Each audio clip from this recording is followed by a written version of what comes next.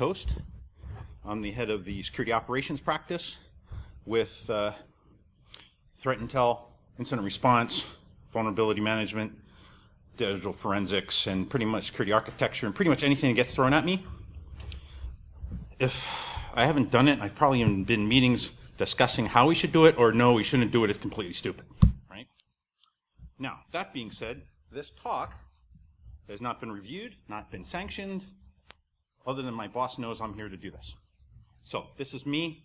I speak for no one else. Hopefully no one else is speaking for me, otherwise they'll get themselves in some serious trouble. And the standard disclaimer applies, right? So, to clarify this, who are you? Well, I'm assuming you're a human. This is not the sci-fi convention. And potentially you're a hiring manager, looking to hire professionals, looking for people to stay and grow with your team, or you're someone who's aspiring to get into the field or get a better job in the field, and you're trying to figure out how can I social engineer myself into it better? How can I learn how my adversary, the hiring manager, what do they need, what's their interest, and how do I get in there? Because there's plenty of talks on these great tools. There's plenty of talks on what's the latest vulnerability we've been seeing. But there's very few in regards to this context about the hiring manager and trying to find talent. And we need these folks, but we still beat ourselves up on both sides of the table doing horribly in regards to this area. So, this takes my bit of experience in this, also other folks that I've talked to in the community and the feedback we've gotten to go, hey, how can we do better at this? Because, yeah, we're hackers, and they're going to keep portraying this, but what's in reality, we're looking for folks that, the true sense of the hacker, right? How can I do this? Or how would the adversary do this, and how can I defend against it? Right? That's the part of the mindset we're looking for, which is hard to find. It's hard to find people to hire. How much did you hear about this? How many companies out there are probably saying the same thing? Right? Now, because we're geek nerds, hackers, and whatever, we're weird shits, they like to do weird things. Talk about having that conversations with HR and recruiters inside, right? This is a social engineering exercise. This is an exercise for us as hiring managers to manage up, right? Because we have to get folks interested to apply. We have to circumnavigate those bottlenecks in HR. We have to find an appropriate candidate that upper management approves of. You know, all the way down to getting the candidate to show up on day one and onboarded and interested and helping them grow personally and professionally so we're getting things done and we're finding the badness and putting the fires out. So I break this process down in a couple different areas that we're going to talk about today. One is setting expectations, that application process as a whole, the interviews itself, closing the deal, and then perspective and expectations to close it all out. And that first one is our expectations as hiring managers. It's all glamorous, but in reality, I still don't know how they got a picture of my garage. Because there's nobody to hire. But in reality, oh, you want us to work in your corporate office out in Wichita on a 6-month contract to fire, on a rotating shift cycle. Oh, and you start night shift. Oh, you've not heard that term. So there'll be a couple of those phrase drops in this talk. And Jack Daniel had it right on, okay? The jobs are shit and don't pay market rates, but yet there's nobody to hire. Along with that, Win Schwartu has this whole blog series and a couple of different talks where he starts harping on hiring the unhireable. He's spot on. And we'll talk about this a little bit more, right? So what do you want as a hiring manager? Because these job descriptions are horrible, right? There's the many that, oh, junior entry level, but you have to have a CISP. Not possible. Not logical. The position description's all over the map. So you have folks that you're trying to figure out why you're getting these resumes, because these applicants have no clue what you want, so they're just submitting them out, hoping something happens. So what do you really, really want? In reality, and no, I'm not going to sing it. Sorry. That's it. Hacker karaoke later. But what do you need? What's that job entail? What really matters to your environment, to your team, to the business that you're supporting? In regards to experience, capabilities, talents, etc. And don't ask for things just because, oh, that'd be cool if they had Splunk experience. Yeah, it'd be cool. Can you afford it? Are you going to ever use Splunk? Maybe, maybe not. What really matters? Getting past HR, what level of experience you need, and that conciseness helps reduce that likelihood of alienating applicants and also getting all these applicants that have no clue what you're looking for, so they're just going to spam it out. Those certifications, those degrees, are they directly relevant to the position? Can the business afford reimbursement of that cert if they pass it within a certain amount of time?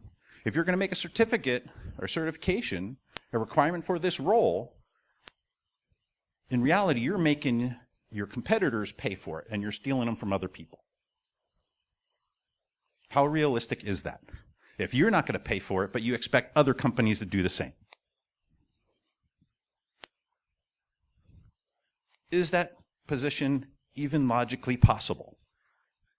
Here's a 2 years experience with not just a CISP, but ISAP and ISEP preferred.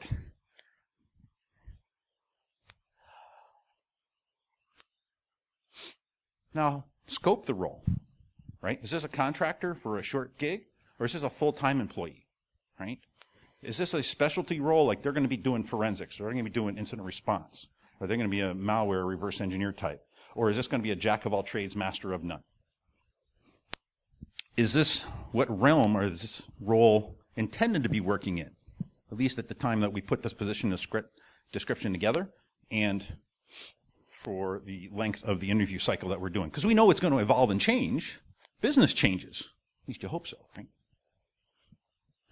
And be careful with the vendor-specific preferences, because your adversary wouldn't be digging through your online position to see what tools you're using, right?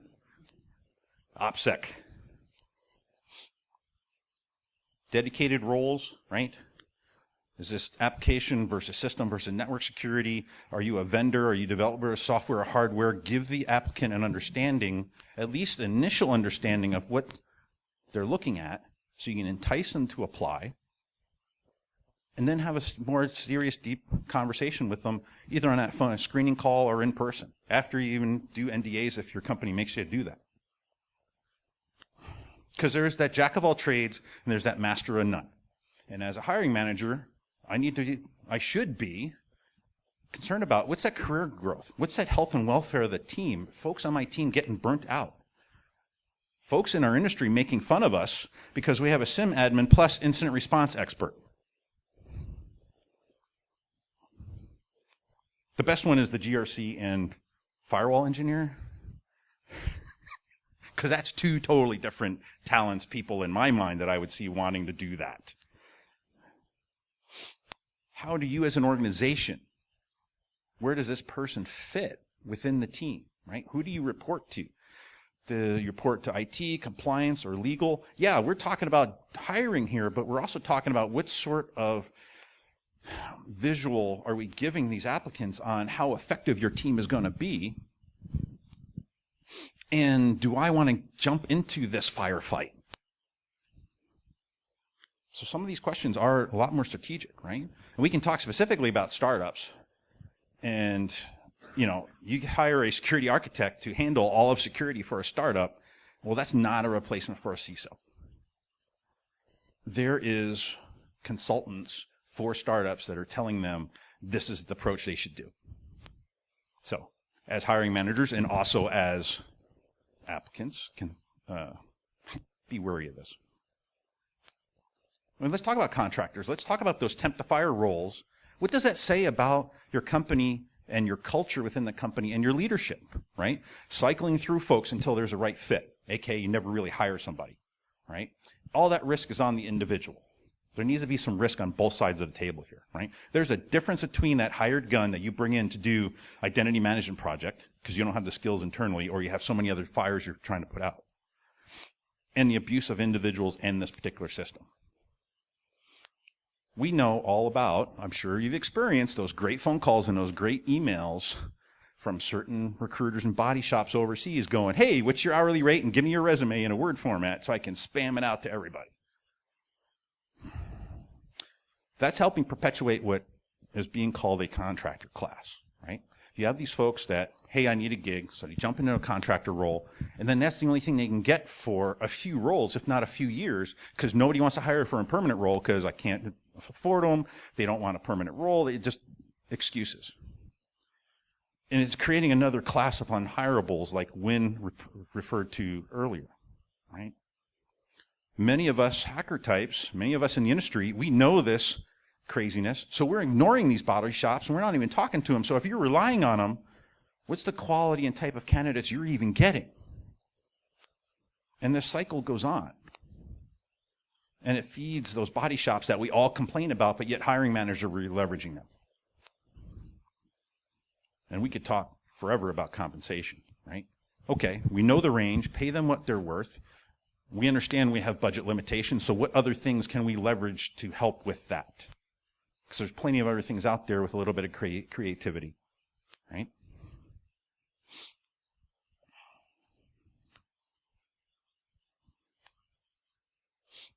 Because we want a professional development.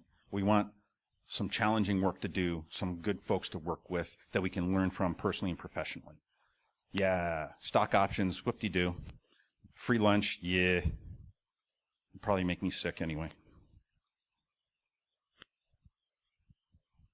Because I've gotten the calls from the recruiters going, dude, this is an awesome place to work. I really don't want to see a beer cart and certainly not a freaking beer pong table. Some nice silence, maybe a place to play some headphones so I can play my electronica while I'm doing through some logs. An application with some good UX UI. Okay, now we're talking. Those are all things we need to consider as we're putting that position description together. Where's this person going to sit? And now that we're ready to have people apply and try to find folks to apply, because preparation is key, right? Before the first calls are even made, even potentially even before that job is being posted, we need to figure out what the timing is going to be, what the things we're going to ask about, and who's going to ask about it.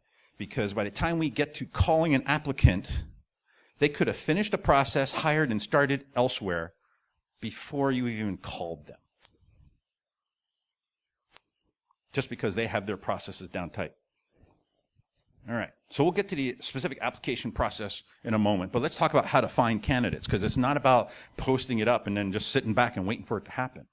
Part of that is getting involved in the community and finding out who's out there and who's looking and helping them nurture and grow so they can be prepared for roles that you're trying to fill.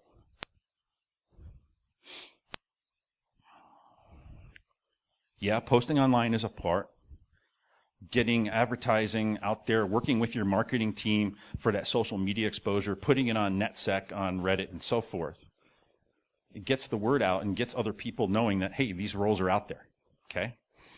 There's those boutique recruiters, like I'll mention my friends at Ninja Jobs. There's the Meetup.com forums. Getting involved in the community and mentioning it. Pretty much any tech meeting that I have gone to over the years, any of the good ones have had, hey, is anybody hiring and is anybody looking for a new gig? In the meeting program. Because there is horribly bad outreach. Where I get a span, 4 emails in a 3-minute time frame of, here, come apply to us. To me, that's phishing. I'm just going to, report that as spam. Then there's also the bad targeting you need to be aware of. So, yeah, I can go be a technician at AT&T and help pipe everything to certain 3-letter agencies. Awesome, because that's what I want to do. So as a hiring manager, what is your role? What is our role in talent?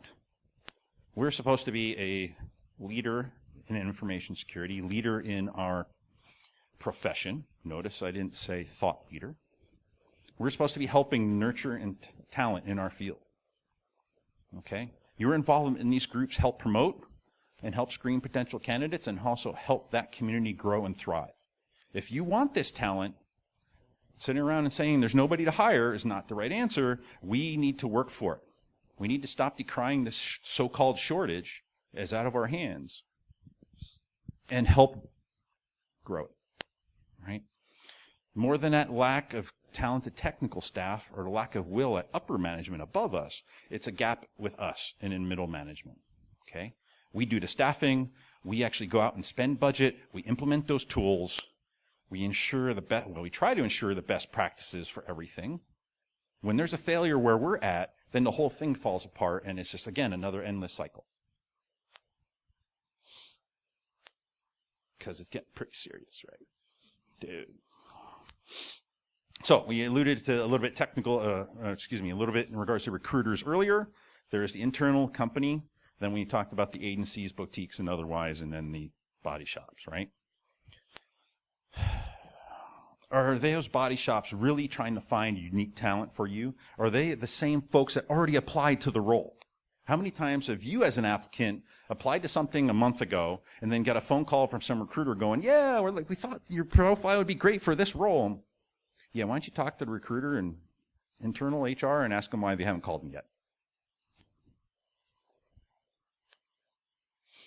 Is your internal recruiter a roadblock, or are they helping you attract talent, right? Along with your application tracking system, your HR, that recruiter, is that first face of your company. You need to make sure that they're setting the tone for the process, ensure that they're good ones, and setting up the expectations for what's happening, what's going on. Because, are they helping source? Are they just screening? Are they not doing any help with you at all? And they making the whole impression of the process horrible so that word gets around and makes it even harder for you to attract people to apply, right? You have them HR folks demanding for current and past salary history. Faux pas, and also in some states now illegal. Do they send a screening questionnaire instead of having a screening call, expecting you to do, short answer essays to even get through this bottleneck? It's that poor experience. As a candidate, we're going to go elsewhere because there's that return on investment. What's that ROI that I have to jump through to even talk to you as the hiring manager to try to get this job? Some ways to improve this. I have found it very useful. One, have the recruiter join you in interviews. Just the initial ones, just so they get a perspective on what's going on. Have your recruiter review some of the take-home assignments if you do that in your process. Have someone from HR on your incident response team. Wow, wait a minute. Because inevitably at some point you're going to have an incident that involves PII, NPPI, some sort of sensitive information. Their feedback's going to be valuable in that place, and their exposure to all the other things we have to do also feeds back to this. So when you're looking at those external recruiters, just like a potential company that you want to work for, do that same sort of relationship building and that sort of vetting. Look out for the particular frauds and scams because they're out there. There is a blog post, I specifically call it out here, why true recruiters are actually super unicorns, which goes into depth on this and what things you should look for and why. So now that we have people all trying to apply, there's multiple different application tracking systems, or ATSs, in the HR world that they talk about. There's the heavyweight ones that supposedly do all the magic and will match you with the perfect candidate by their data mining of keywords and application management and blah, blah, blah, right? Kind of like UBA. There's also the lightweight application tracking that kind of just keeps logs of who applied and where they're at in the process. And then fundamentally there's you, the human hiring manager, doing it manually via email and spreadsheet. Each of these have pros and cons from an applicant and from a manager perspective. Overall, again, the question comes down to what's the return on investment that you're dealing with? Are you getting your money's worth? So when you talk basic email ATS, right? It's quick and easy to apply for the candidate. It's real easy to get lost. So as a hiring manager, I strongly urge you to set up some sort of tracking spreadsheet, right? Subject lines and attachment files are very important. So certainly as applicants, make sure you highlight what job you're applying to and your name and why. Don't just send a file name with resume. So as a hiring manager, we understand some folks might have missed out, not taken quite precautions, so try to help them out a little bit and change the file name to who the person is and what the application was for the role. There's some major ATS fails. And again, this goes back to that first impression of your company, not just your website, but also who do you have this outsourced to? So this is part of your risk management program with your external vendors, right? What about that ATS system that's demanding references before you talk with anybody? Since we're all supposed to be security professionals and privacy professionals, why are you demanding I give up sensitive info, right? Especially when they're demanding social security numbers like brass ring. Good approach to this is I have friends of mine apply for my job. And do they get through the process? And what was the experience? And have them feed it back to me so I can try to fix it, right? One of the things I also try to do is I test and validate my own promotion efforts. And I have my recruiter pass me every resume with their thoughts. That way I can try to track where people are applying to. So I know that that blog post or the post that I made on NetSec is working really well. The post that I made on the SANS D-Shield job list, maybe not the same good number of applicants, but the quality and the things I'm looking for is a higher ratio. And we need to avoid those common application fails because that initial impression lasts. So when you're asking for PII and NPPI, at least have HTTPS configured appropriately. Have the certificates fixed correctly. Because I'm going to get curious and I'm going to submit it to SSL Labs and laugh at you while I'm drinking a beer, right? It's a little stuff that gives you that bad impression. And we know that the system that you outsourced this to, you had no control over the user IDs that's being created, or that the passwords are being created, or just the horrible bad UX and UI that's logging into the HR system for me, even though I'm getting an error message saying you don't really need to do this, is not your company, I hope not. But as a candidate applying to this job, I know right away I have one big problem I'm going to have to try to fix when I get this job. Do I want to fight that battle? You're just helping people pen test this vendor, really. And then it comes down to the application itself and the questions. And are they relevant to this role and your company and the culture that you have? And I call this the badass owl. Because there are going to be folks, like Tyler here, that goes, F this, close, move on. What's the return on investment? Because I, as an introvert, as an analyst, as an analytical type person, I'm going to sit there for 3 hours trying to figure out what's the answer that you want. The security vendor that had in their questionnaire, give me the URL of a badass owl.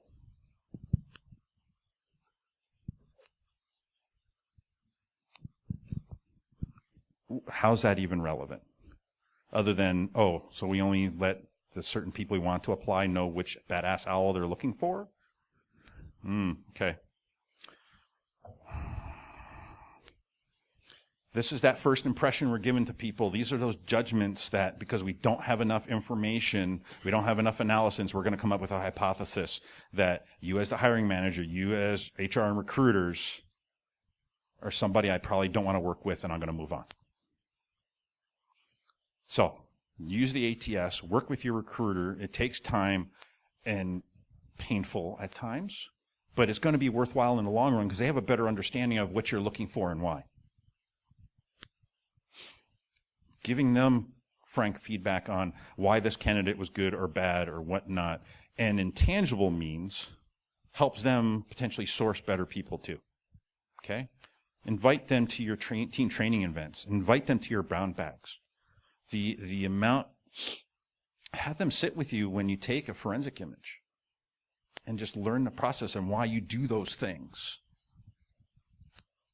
So appreciative that you're willing to take the effort, and how much effort are they going to be able to give back to you because you showed that. And when you get those applications, right, are they even interested, or are they just spamming a resume everywhere? Can they learn that topics and the technology that they don't have listed, right? Do they have the security clearance that yes listed? Is there any interesting tidbits in the file metadata?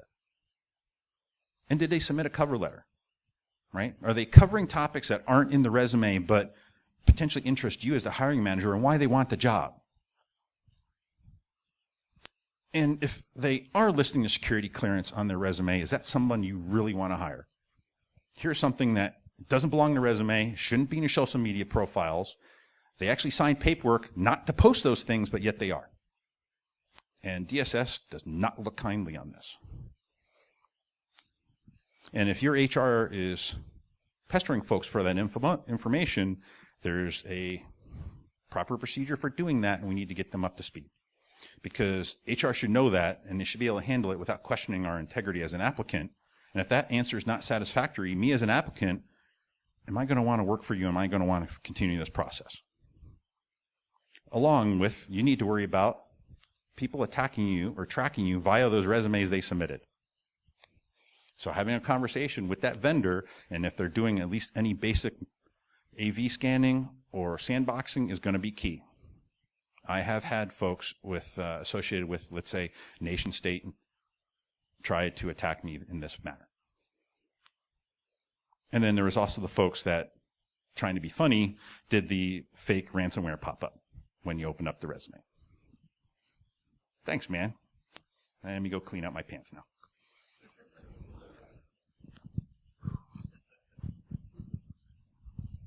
So, the interview. I thought this picture was a better one than any of the ones I found from the movie called The Interview, so we'll go with it. Because the interview process is hard.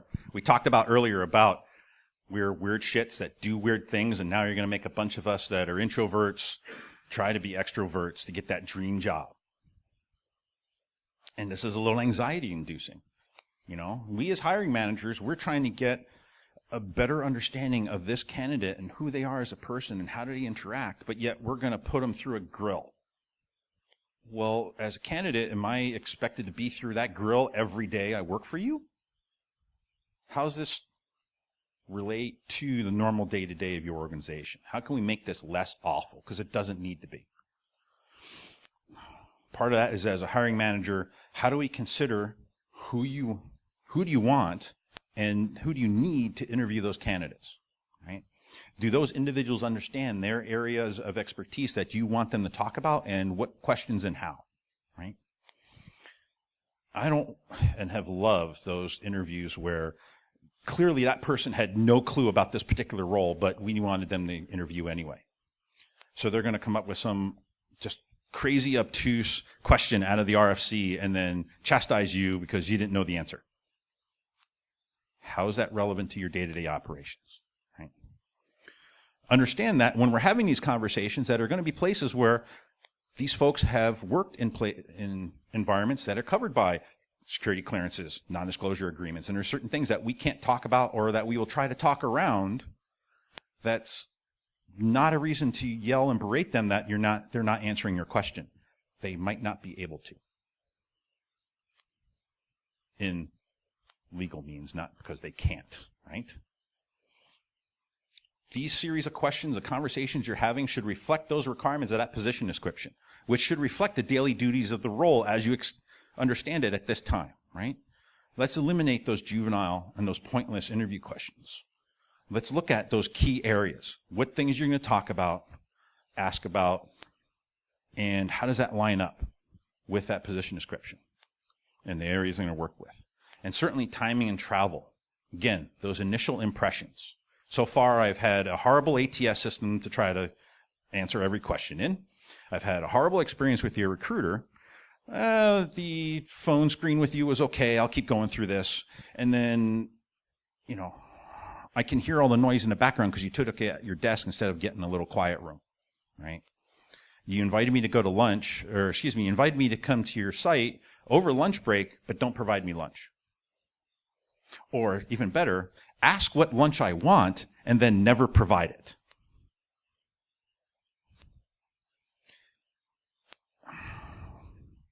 You know, it's that showing of respect. And you're expecting that as a hiring manager from the folks that you work with. You know, you have to earn it to be able to give it back, right? Or receive it back as well. Prepare for your interview, for your review, because they're hopefully doing the same thing. What does Glassdoor, Indeed, etc., what is the feedback on your particular company and potentially your team, and have answers, hopefully truthful ones, for when they quiz you, because this should be an interview on both sides. And if they don't ask about those things, that might be something you as a hiring manager want to note. Because it is about ethics. We need to balance in creating these interviews between the fact-based versus the essay short, right?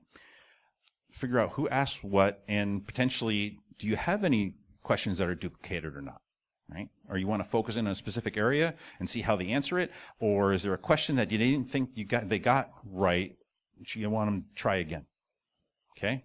Yes, there's a ton of question lists found online. Don't go through them verbatim.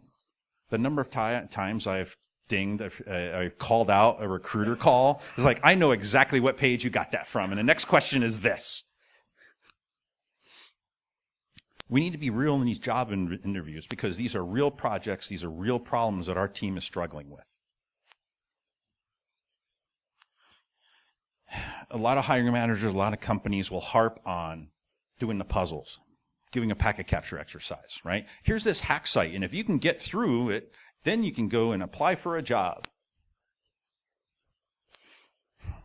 Okay, this is a good way to see a candidate's attention to detail, their report writing, their technical research abilities. I would do this after an initial interview, after a phone screen, even potentially after an in-person. What's that return on investment again for that candidate to accomplish? Because we're basically trying to get them to do free work.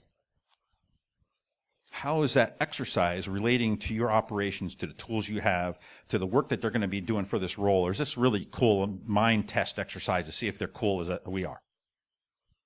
How's that reflective of your team and your business environment? Are you scaring people away? Because clearly there's nobody to hire, right? Because clearly there's nobody to hire, because we needed to keep pulling these stump the monkey questions, because they're not fun for everybody.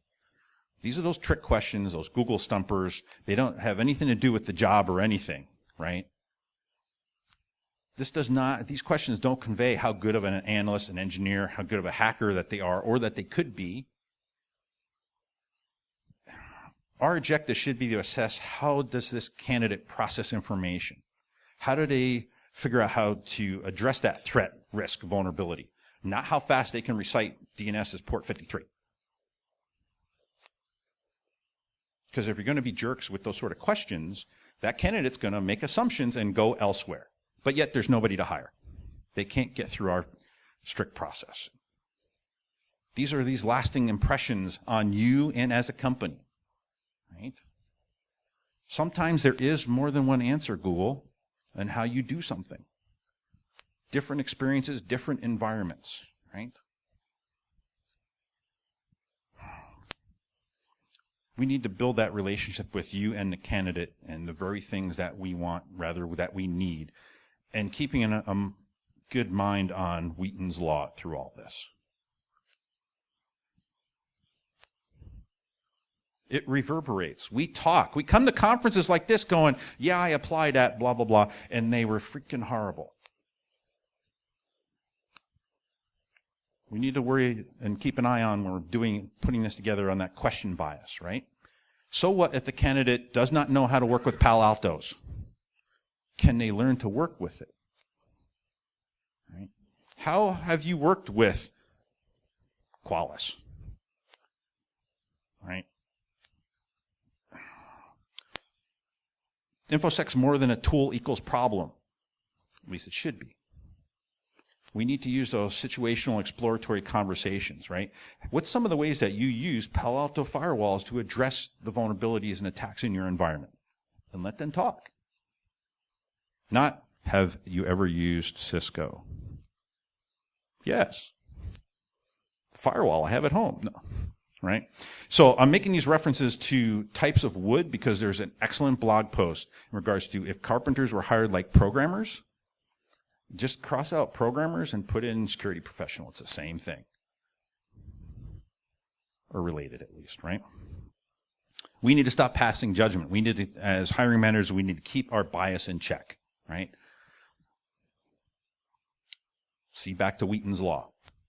People get nervous and forget things. Okay, how will they figure it out? We have the portable knowledge store right here. I can figure this out. Okay, fine. Google is down. Now how will you figure it out? What's your troubleshooting? What's your process of elimination, right? Again, a TED Talk I would reference called Evaluate the Scrapper. And for whatever feelings you might have on TED Talks, this is actually a pretty decent one. From an HR person, no less, and a recruiter, in how, if you looked at her resume, you would never hire her.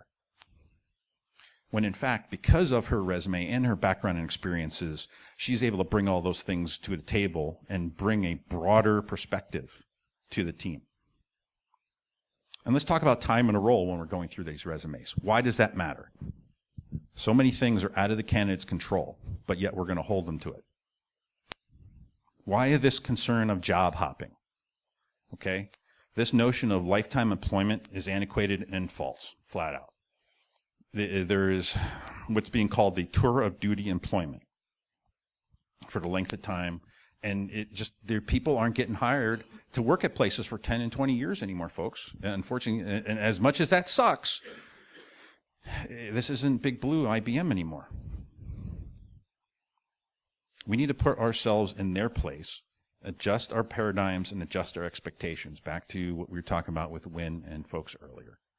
Okay?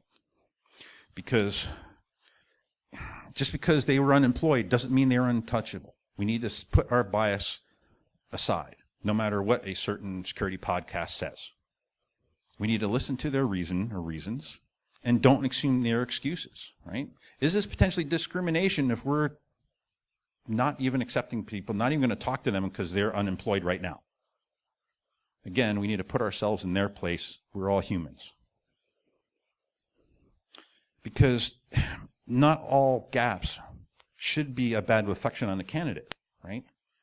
There could have been school, personal development, impacts with the recession, layoffs, personal time. You just needed a mourning period of sabbatical because you needed that previous job so bad, or it was such a hellhole. You needed some me time.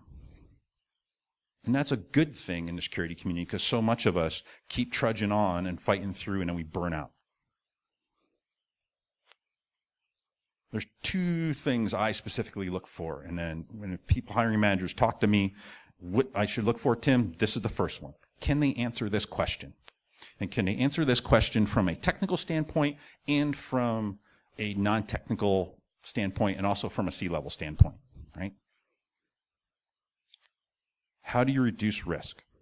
What is a vulnerability? What is a threat? What's an asset? What's that cost involved with it all? We all understand we need to take care of all vulnerabilities, right? Well, from a business environment, it's a little bit more granular than that. Okay? Along with that, I call it a trifecta.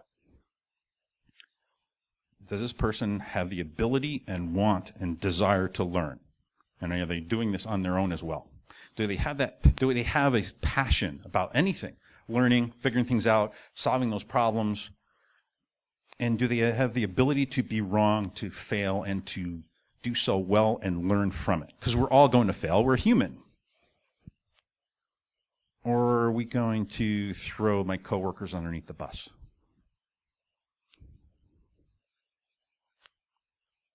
All right.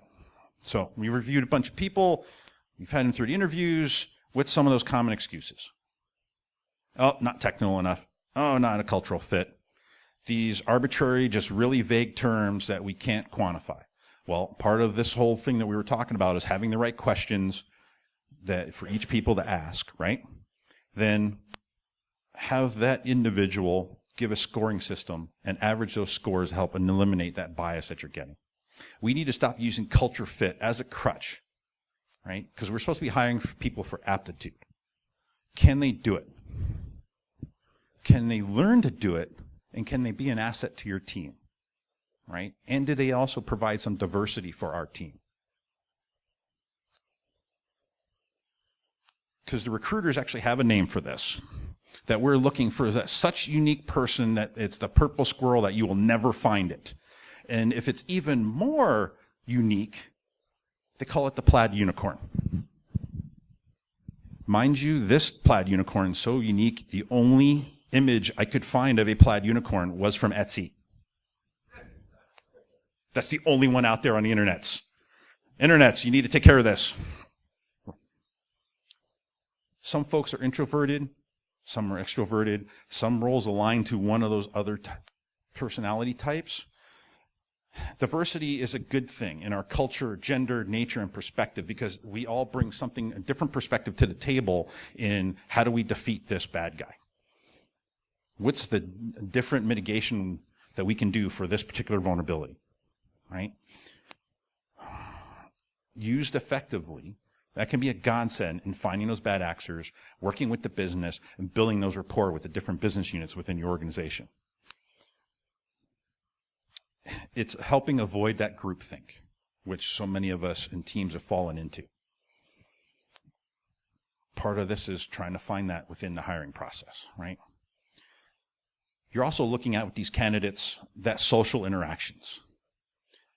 And are you, as a hiring manager, and our recruiters and the other people in the hiring team, in the interview team, are you able to sell the role and the team in the company, right? It's not just the candidate selling it to you, it's the other way around as well. Are they really interested in the product that you're selling, in your company, in your team, and what the mission that you're trying to do? If they don't know that question, are they able to figure it out? And yes, is Google down? I love that one. Google's never down. Bullshit, right? It's been down. But what's the question really is, how do you troubleshoot something? I went to go find information, I couldn't find it, so I'm going to go somewhere else. Where is that? Do they call out your interviewers regarding inappropriate questions in an appropriate way? Do they ask questions? And do they ask anything other than what's found online, right? I also like to check manners with everyone that they've interacted with. My front desk person, the security guard, whoever. Because how do we treat other humans, right? That gives me an insight in how are they going to be treating you and the rest of the team. What's that full picture? What sort of information can I find because this guy decided to put full lifestyle poly on everything, and now I exactly know what three-letter agency this person works for. If they're that vocal about this sort of thing, how vocal are they going to be about your intellectual property? That's the question. Are they qualified or can they be, right? Can they learn those tasks? Can they learn that tool? Can they answer that question? Do they have that trifecta? And it's not the ATS system or HR to determine if the candidate is qualified. It's you as the hiring manager and your team. Now it's closing the deal. Hey, we found hopefully at least one primary, let's give them an offer, right? But we can't seem to find that balance between being aloof about not being able to give them the job and botching the opportunity to provide the offer. And then we have candidates that are acting like overly attached girlfriend trying to get any sort of feedback. How did, I really want to work with you guys. We don't leave people hanging. Send an email or a call with a status update, right? Provide some feedback. Of course, if HR or legal will allow. If not, then circle back at a later date.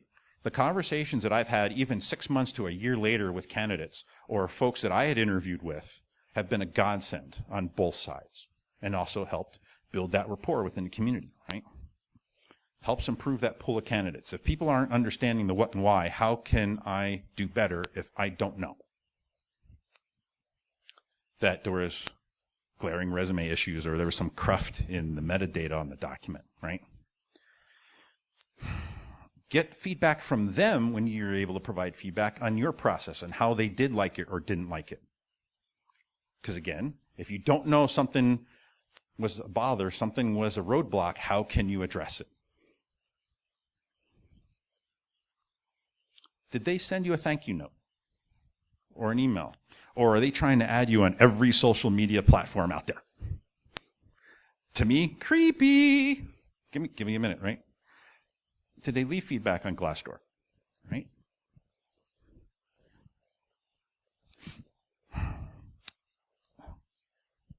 I recommend, certainly the candidates, ladies, don't sell yourself short.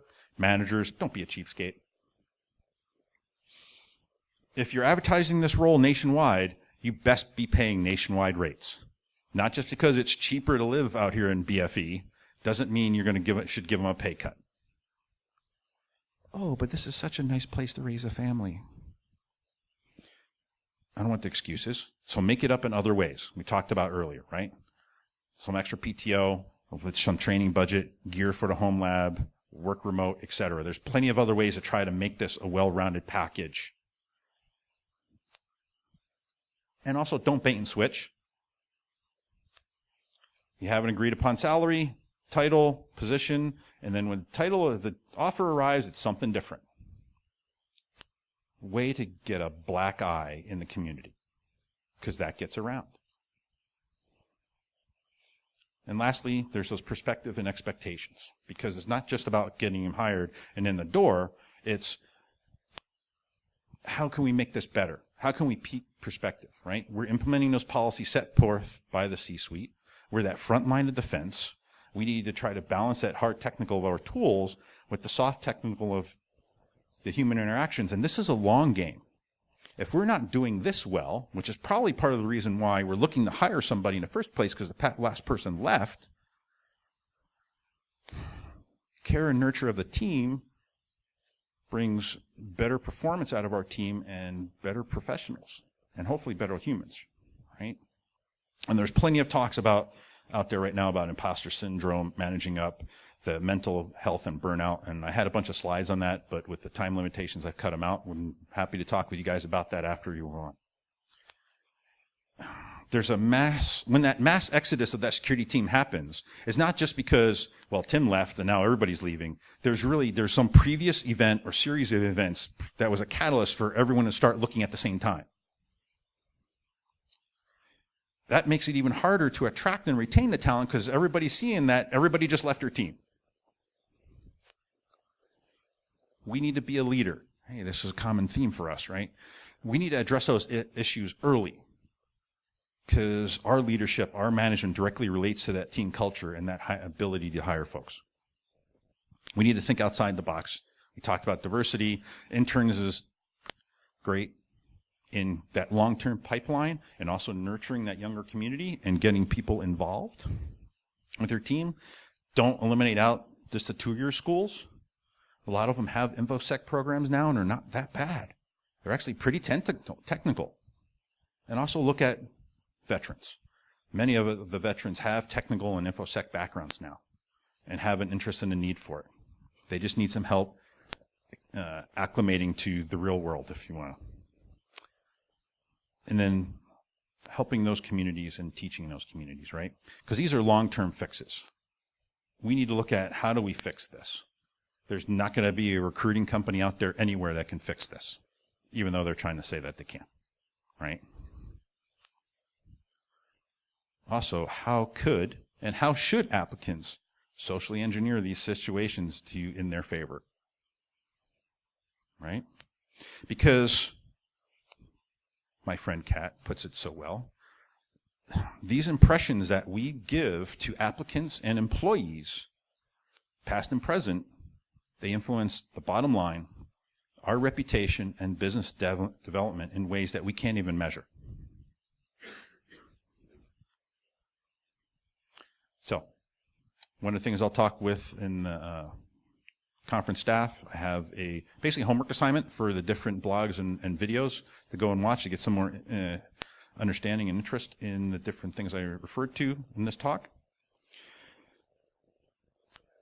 Okay, going back. So we talked about WIN, got a couple blog posts, the TED Talk, and Mallory has a great post about the only imposter in InfoSec, right?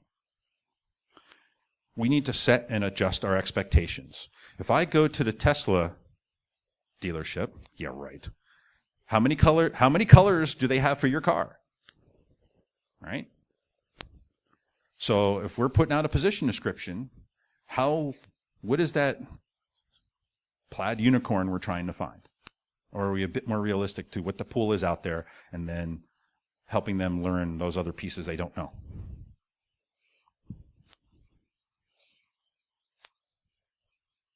So, some takeaways. Here's some things that I have found helpful in taking this next step, right? Talk to the rest of us here. Talk to 2 other people post-conference on how does their application and selection process work or not, and try to do better. Figure out how you can be more active and involved with your local community. How do you mentor the younger or less experienced in the field? Right? How can you improve your own application process, your own screening process? Have you done that pen test or had somebody do it for you? And review those possible social engineering approaches to this process and determine what mitigations you might need to implement. But Tim, none of this is technical. Social engineering is not technical? Then why do we keep screwing this up? Right? But this is stuff everybody knows, right? Then why do we keep messing it up? And yeah, that was a lot of slides. That's my presentation style. I apologize. So thank you to all the individuals that are out there talking about this and publishing thoughts about this and trying to help us as a community improve this versus the whining about there's nobody to hire, right? Help perpetuate the things we can do to improve this, right? And also thanks to those that have submitted to the jobs we've posted, and those folks we interviewed with, and those that we have interviewed with. Thank you very much. Any questions?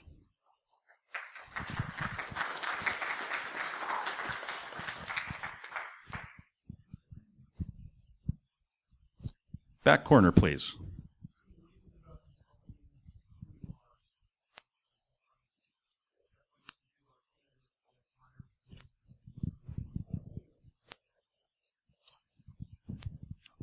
Yes. So the question was about companies that have candidates take the personality tests, Myers-Briggs, etc.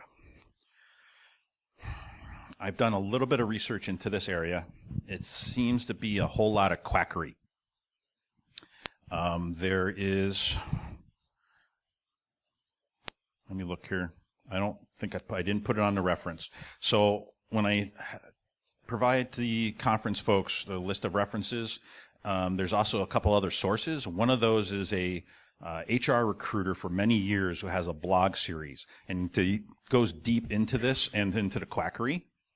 And for like Pastue science, it's kind of interesting. You know, I've taken it, and, you know, I'm a INTJ or whatever it is. And okay, that's helpful for me to get a little bit of understanding of myself and how I can improve myself. But using that as a hard and fast data point onto how do you hire somebody, I don't know. That just seems wrong to me. Okay. Oh, so the comment with that was, so you as the hiring manager, HR doesn't even give you the results of the tests. So why are you as a company even wasting the money? Yeah.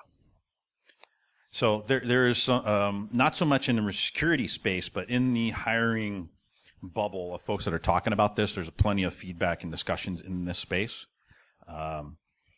You can hit me up after, and I can get you the right source to that, and then you can provide that with your HR folks to have some serious conversations about what's that return on investment. And yeah, I've had places where I applied to, and their first step was, take this test. Again, what's that return on investment? What's the ROI of me spending an hour asking, you know, do you like blue hair or green hair? Or whatever, you know, just What's the next word that comes in sequence? I'm just going to skip that because I can go and apply to 5 or 10 other jobs in that same time frame and probably at least get one phone call from it. Any other questions?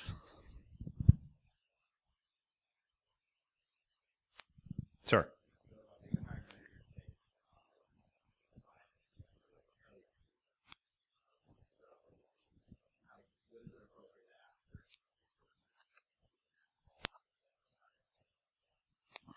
So, yes, doing this process takes a lot of work and a lot of effort. And myself as a hiring manager, I'll spend nights and weekends going through resumes because I want to spend the time doing it. Interesting enough, there was a recent thread on Reddit where there was a hiring manager whining that it takes too much time and I'm only going to interview 3 people. That tells me that's a hiring manager I would never want to work for, right? Because they're not helping contribute back to solving this issue. So asking for assistance, one of the things, that's part of what I was talking about here with how are you going to have that hiring process, right? Do you want to have somebody, a junior analyst or a senior analyst, do your initial screening first? That really gets into what's the culture of your team like? How can you spread the duties out to help everybody learn and grow from all this and help the candidates learn from the experience as well? Certainly, part of being a hiring manager and being a leader in this community is knowing when to say one and also knowing when to ask for help, which for some of us is very hard to do. So, hope that answers your question. Anybody else? Would love to talk to folks after this outside if you'd care to. Thank you very much and enjoy the rest of the conference.